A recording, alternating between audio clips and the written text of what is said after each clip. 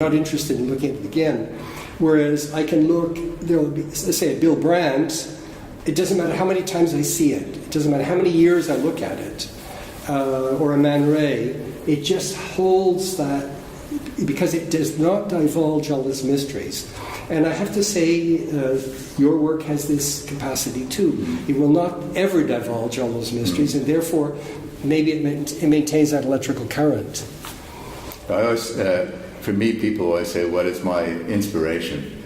Well, I always have two answers to this. Firstly, I don't work with inspiration. I work with dedication, passion, and hard work. So, I just try to be regular and at it all the time as best as I can. And I don't need a jolt of electricity to get me there. I just got to get there. But going back to your question, what actually inspires me? Look, the real thing that inspires me is nature. So if I look at a tree or a flower, just like Bill Brandt's pictures, I never tire of it.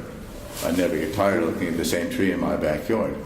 And the same thing with the good artwork and even my own artwork. One of the criteria for me in my own artwork is that I keep finding things. And the meaning keeps shifting. If I know the answer, then I shouldn't have ever taken the picture in the first place. When you talk about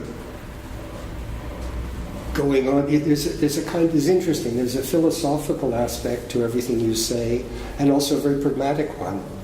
And it reminds me of something I read. Arnold Newman said one day, here's a man with 70 years of experience in photography, 70 years as a portrait photographer, and he was asked about what drives him, and he says, well, in the morning I get up and I read the obituary page, and if I'm not on it, I go to work.